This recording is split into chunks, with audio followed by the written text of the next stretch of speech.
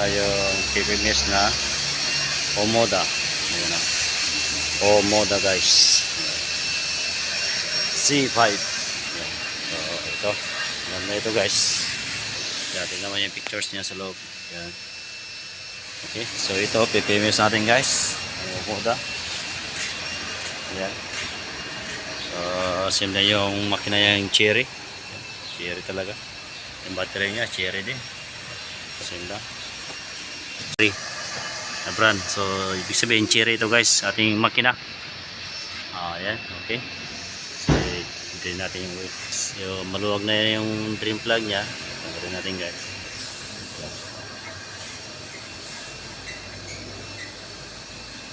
Mainit. Guys, okay na.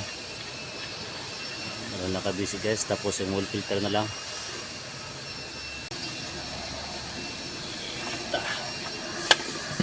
Okay.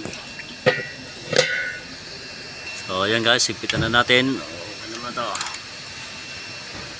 Ayan. Okay. Yan, 13 sakit ito guys ha, sa ating G-Co, sa ating bolt nya sa drain plug nya. 13 sakit. So ayan guys, lagay ko na yung kanyang oil filter. Okay. Sa kanyang lower engine cover. Ayan guys. Okay. So ayan guys, 4 liters, 5 liters to guys. So ito na yung isa. So tubil ko na guys. Ayan. So 5 liters to guys. Ayan. So nakaon na guys. Ayan. So nasa parang guys, maintenance mileage receipt. So nasa 3,151. Tapos tayo. Ayan. So 10,000 na guys. So dito lang manual receipt pala guys. So okay na, yes. Okay.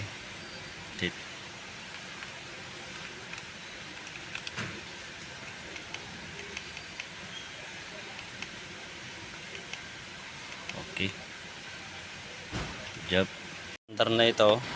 So tingnan natin yung engine oil level kung okay na guys.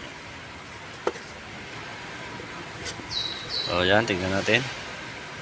Ayan, so okay na guys, sakto yung level. Always good. Okay. Okay guys.